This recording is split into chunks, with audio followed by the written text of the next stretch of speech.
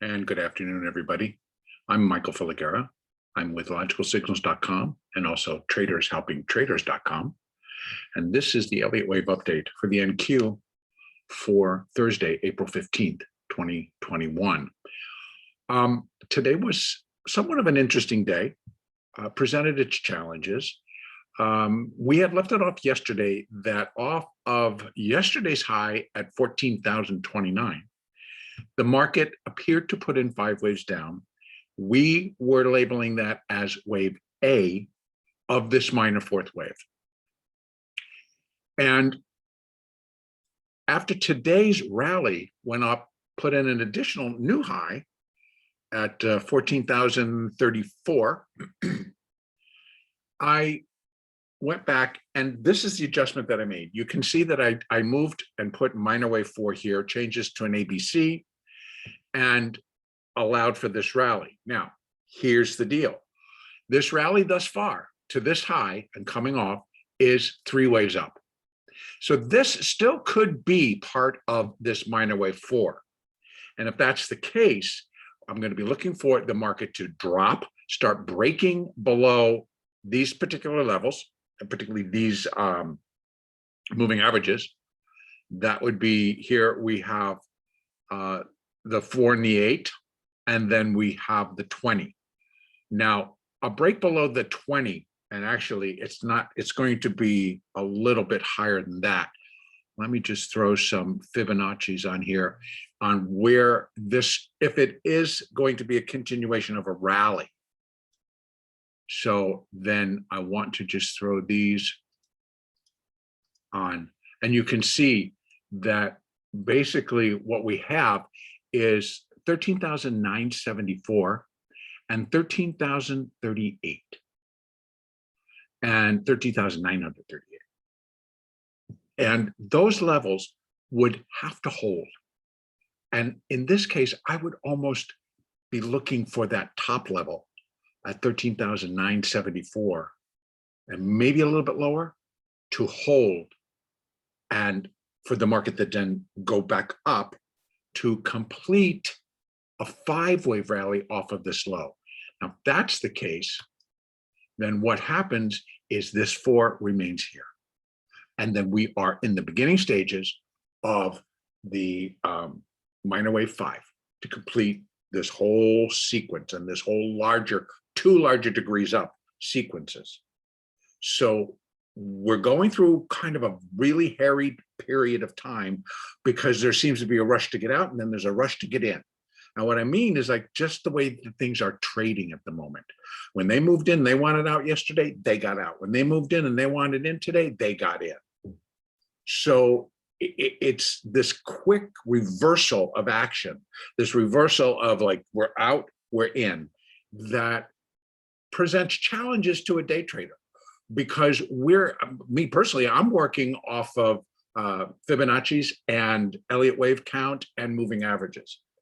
So there are times when I'm allowing for a decline and it'll just blow straight through it.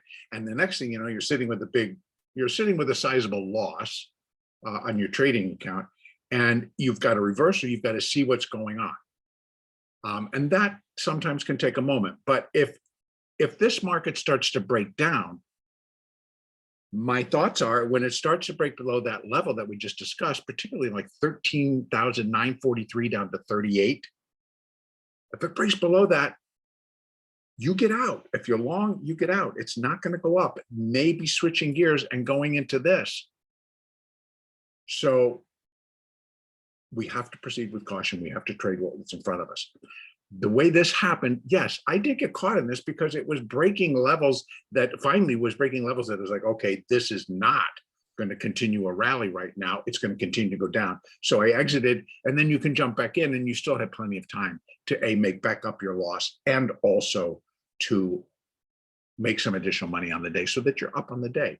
These are all possibilities, including rallies.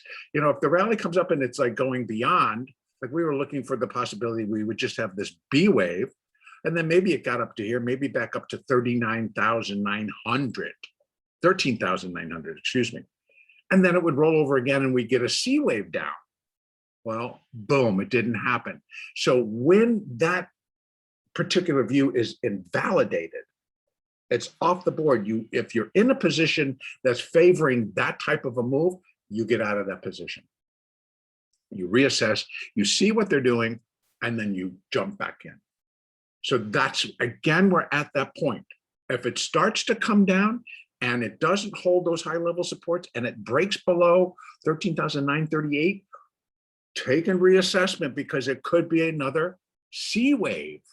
And I would then anticipate that C wave is actually just going to come back down to 13,772 or 73. And then we start rallying again. That's the nature of this whole corrective process that we're now in. That even this move does seem very impulsive, seems very bullish, but if it's a C wave, ABC with a B on top of it, that's what it also fits. So we need more evidence before we can conclusively say, okay, this is where we're going to go. Now, because they're happening all intraday, we need to be prepared. So if it comes down and holds and starts to rally and breaks above that high, 34.25, look for it to do it, not so much with great oomph like it's a third wave, but it should start getting up to other Fibonacci levels that we have above, 14,050, 14,075, et cetera, et cetera. And we've got several levels that can go up, and we actually can go all the way to 14,100. But in my take, not before we were to pull back and reassess and throw some clean Fibonacci numbers on that. So now we're getting into our zone areas that we have drawn out before, and we'll be able to hone that whole process down. But for right now, for tomorrow, I would anticipate either or, because both are highly probable from this level. And that goes with all this kind of what you might consider like, okay, make up your mind type of trading. We want to get out, we want to get in, we want to get out, we want to get in. Well, tomorrow could be we want to get out again day. We're in an earnings season. We have a lot of things going on that could particularly affect how things are going to trade. And again, tomorrow, we don't necessarily have any of the larger tech companies, but it's continuation of within the financial sector. For Friday, we have Kansas City Southern, PCN Financial, Bank of New York Mellon, Morgan Stanley reports tomorrow, State Street reports tomorrow, and Citizens Financial, all before the opening. Coca-Cola reports on Monday. So all we have for tomorrow is that group. So, but these affect what the individual markets do, plus what's coming next week and what people may think that they're going to do. So we saw a lot of movement coming back, buying into Apple, buying into Amazon, buying into Google, buying into Netflix. NVIDIA has been on fire. So as for the NASDAQ, there's plenty that is keeping it on the move in both directions. That's where I'm going to leave it. Everybody have a great trading day tomorrow. The next update will be on Sunday.